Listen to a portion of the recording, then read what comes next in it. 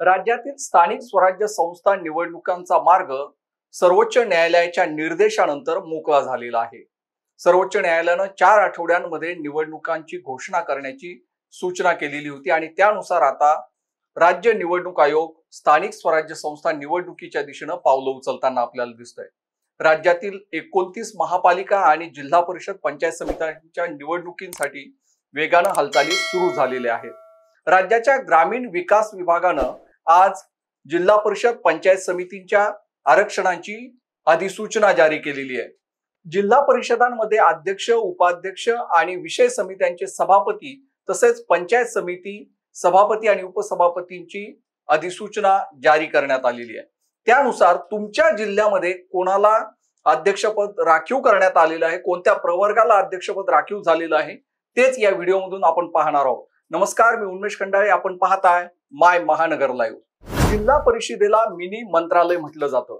जिल्हा परिषदेच्या माध्यमातून ग्रामीण भागातील रस्ते विकास, त्यासोबतच पाणी, वीज या सगळ्या समस्या सोडवल्या जातात आणि या निवडणुका तिथल्या नागरिकांसाठी अतिशय महत्त्वाच्या मानल्या जातात।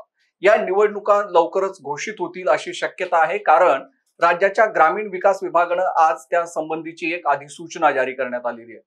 त्यामध्ये जिल्हा परिषदेचे अध्यक्ष, उपाध्यक्ष आणि विषय समित्यांच्या सभापतींचे आरक्षण जाहीर करण्यात आलेलं आहे। त्यासोबतच पंचायत समितीचे सभापती आणि उपसभापती यांचं देखील आरक्षण जाहीर करण्यात आलेलं आहे। त्यानुसार पुणे जिल्हा परिषदेमध्ये सर्वसाधारण गटासाठी राखीव ठेवण्यात आलेलं आहे जिल्हा परिषदेचे अध्यक्षपद, तर रायगडमध्ये सर्वसाधारण महिला वर्गासाठी हे अध्यक्षपद राखीव ठेवण्यात आलेलं आहे। आता एक एक करून आपण जाणून घेणार आहोत की कोणत्या जिल्ह्यामध्ये कोणत्या प्रवर्गासाठी हे आरक्षण जाहीर करण्यात आलेलं आहे। आता सांगितलं त्यानुसार ठाणेमध्ये सर्वसाधारण महिला गटासाठी राखीव ठेवण्यात आलेलं अध्यक्षपद, तर पालघरमध्ये अनुसूचित जमातीसाठी अध्यक्षपद हे राखीव असणार आहे। रायगडमध्ये सर्वसाधारण गटासाठी आरक्षण आहे, तर रत्नागिरीमध्ये नागरिकांचा मागास प्रवर्ग महिलांसाठी हे आरक्षण आहे। सिंधुदुर्गमध्ये सर्वसाधारण गटासाठी जिल्हा परिषदेचं अध्यक्षपद असणार आहे, तर नाशिक देखील सर्वसाधारण आहे। धुळे जिल्ह्यामध्ये नागरिकांचा मागास प्रवर्ग महिलांसाठी हे आरक्षण आहे। नंदुरबारमध्ये अनुसूचित जमाती, जळगावमध्ये सर्वसाधारण, तर अहिल्यानगरमध्ये अनुसूचित जमाती महिलांसाठी आरक्षण जाहीर करण्यात आलेलं आहे।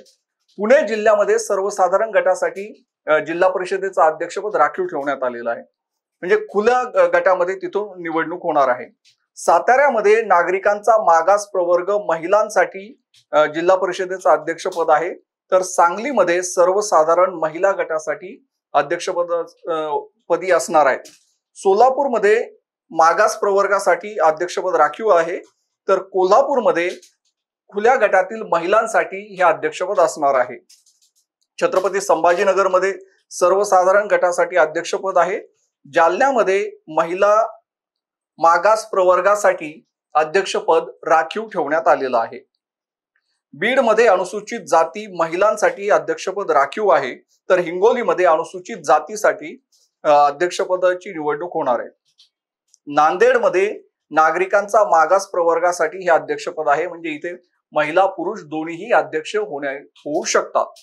धाराशिवमध्ये नागरिकांचा मागास प्रवर्ग महिलांसाठी राखीव ठेवण्यात आलेला आहे। लातूर देखील सर्वसाधारण महिला गटासाठी आहे। अमरावती जिल्हा परिषद ही सर्वसाधारण महिला गटासाठी राखीव आहे, तर अकोल्यामध्ये अनुसूचित जमाती महिलासाठी राखीव ठेवण्यात आलेली आहे। परभणीमध्ये अनुसूचित जातीसाठी अध्यक्षपद राखीव आहे, तर वाशिममध्ये अनुसूचित जमाती महिलांसाठी अध्यक्षपद राखीव ठेवण्यात आलेलं आहे। बुलढाणा जिल्ह्यामध्ये सर्वसाधारण, यवतमाळमध्ये देखील सर्वसाधारण, नागपूरमध्ये मागास प्रवर्गासाठी अध्यक्षपद राखीव असणार आहे।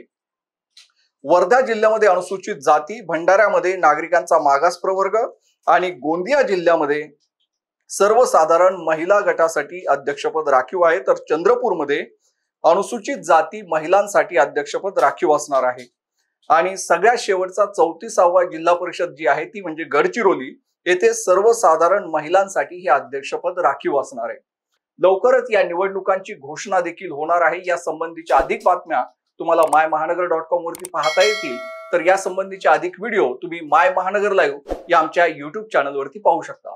जर अजून YouTube चॅनलला सबस्क्राईब केलं नसेल तर सबस्क्राईब नक्कीच करा. धन्यवाद.